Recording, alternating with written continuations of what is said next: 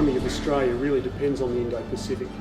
$1.6 trillion economy of Australia is largely dependent upon the Indo-Pacific in terms of having free access to be able to trade, both imports and exports. And ultimately it's the role of the Australian Navy to provide protection, security, and ultimately a way of protecting that trade. And we are inextricably linked to Australia's prosperity. So we take the Indo-Pacific very seriously in terms of what it means to Australia's prosperity, but also what it means in terms of security and safety in the region. We operate in all the oceans of the world, but clearly we have bases that face the Indian Ocean and the Pacific Ocean. And for us, it's a natural extension of the growth of our Navy to be even closer to the Indo-Pacific. Many of our trading partners, many of our key allies and partner navies operate in the Indo-Pacific. So as we become more sophisticated and we grow in our capability, the nature of our role is inextricably linked to the security of Australia. Most people know that the extensive coastline of Australia, around about 37,000 kilometres of coastline.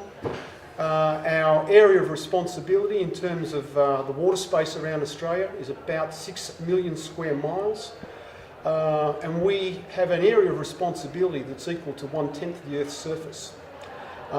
Through all of that water space, coastline, we see approximately 5,000 merchant ships operate to and from Australia each year. And they make within the order of 300,000 port visits.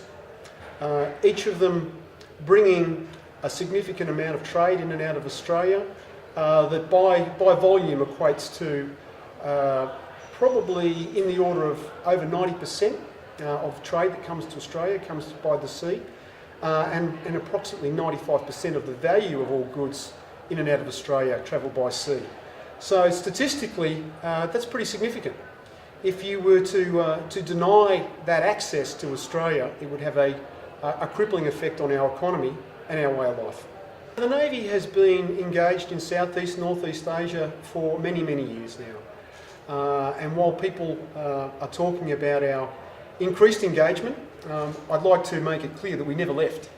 Over the last few years we've been involved in other things, and the Navy has been more expeditious in the last 20 years than it has been for a little while. But increasingly important is the trade routes that we've spoken about in terms of the Indo-Pacific and the effect that has, particularly in the Southeast Asian context. We've been actively working in the Southeast Asian and Northeast Asian region over the last 2 years. We've been actively deploying task groups into the region, both in terms of engaging with our key partners and allies in the region, but also in terms of building upon our own skills, our own mariner skills and our own Navy skills in the region. And that's really important in terms of showing a leadership role in the region and sending a very clear message about the international norms that are expected of all users of the high seas and of those areas in which we operate quite regularly and routinely. One that's known to many people is RIMPAC, which we partake in around Hawaii.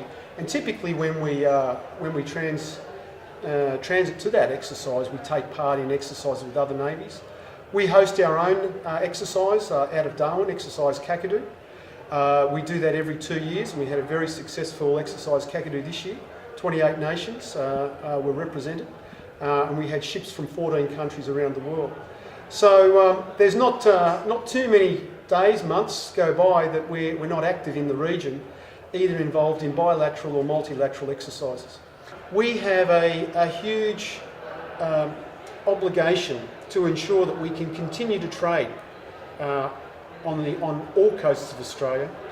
As we look at what's been achieved through export of natural resources, LNG and the like over the last 20 years out of Western Australia, notwithstanding what the security of the Indian Ocean might bring over the following years, as we look at world competition, being able to ensure that Australia can have open access to all of its ports, particularly the Western Australian ports, is hugely important to this country, and ultimately a key role for the Navy to ensure that we can continue to operate free and without interference on the global commons. Black Carillion is an exercise that we run annually, and we invite countries to participate in that exercise with us, and we find that it's a great opportunity to share lessons with other navies. We do a lot with the Indian Navy out of Western Australia, and next year we will run exercise Index, Oz Index, where we will exercise extensively with the Indian Navy. And from time to time there are other exercises that come up, and passage exercises, where we take the opportunity to operate with navies that are operating in the region. The two-ocean basing policy of 1987 was a great vision in terms of where we have grown our bases and grown our capability around Australia. But I would suggest that for a long time now, the Australian Navy has been more than a two-ocean Navy. We operate in all of the world's oceans, and regularly we would operate in the Indian Ocean, the Pacific Ocean. We'd operate to the north and operate to the south.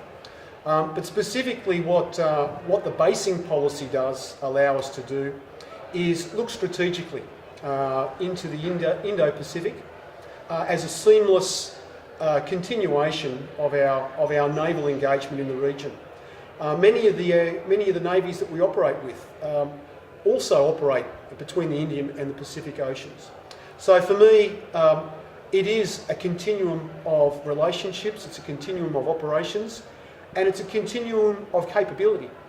And as we look at where the Navy's going into the future, with many of the future capabilities that we've spoken about today, there's huge opportunity in terms of growing the relationship between Navy, Western Australia, industry. So there'll be some significant work over the next 10 years at HMAS Stirling, where we will expand the capacity of the wharfs to take the future ships that are coming. We've got not just more ships, we've got new classes of ships, and each of these ships are bigger than their predecessors. We'll see new tankers, we'll see new frigates, we'll see new submarines.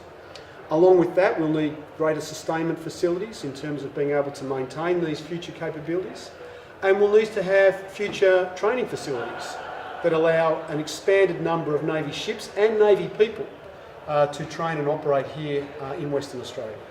What we will see is the start of what will be a continual improvement of our Navy.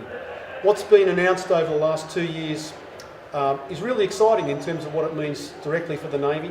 $90 billion shipbuilding investment over the next 20 years.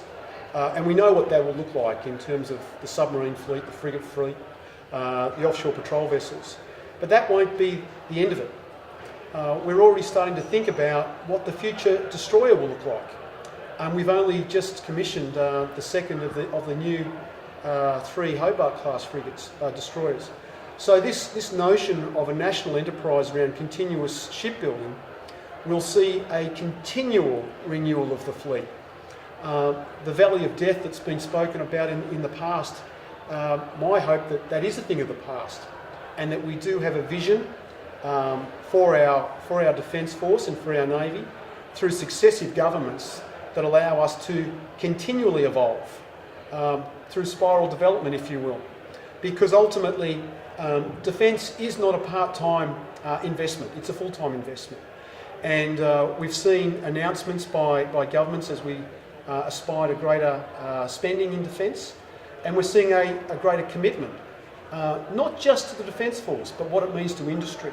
So I think that will drive a very exciting future, and that will position us as a world leader in terms of our ability to design, build, and ultimately export ships, but also a world leader in terms of the Navy capability that we put to sea every day. As a chief, my remit is to look forward and think about the future, both in terms of capability, but also in terms of relationships and innovation. And I look at what we've achieved with the Pacific Patrol Boat program over the last 20 years, and where we're going with the new Pacific Maritime Security Program as we roll out the production of the new Guardian class patrol boats. And when I look through that program, I see what we've achieved in terms of people-to-people relationship, what we've achieved in terms of capacity building, understanding, and ultimately lifting the ability of other countries to provide their own maritime security. So the idea of an Indian patrol boat program has some merit. I think if we look around, there's probably some great opportunities to work with like-minded countries to lift their capacity. Of course, many of the countries in the Indian Ocean do already have significant Navy capabilities themselves, but I would think that into the future there is probably great opportunity to bring commonality of not just platform type, but of key understanding in the way that we operate together, and ultimately what we deliver as navies of the world in delivering peace and prosperity to the world. They've taken a long-term look and they've embraced where this state is going as part of the Commonwealth. And ultimately they've recognised the opportunities that exist for national industry, and I applaud the Premier and his government for their forward-looking vision. And I look forward to working with this government and successive governments to ensure that Navy and Navy people can continue to operate, live and ultimately work in Western Australia in a way that is sustainable, good for this state and good for the nation.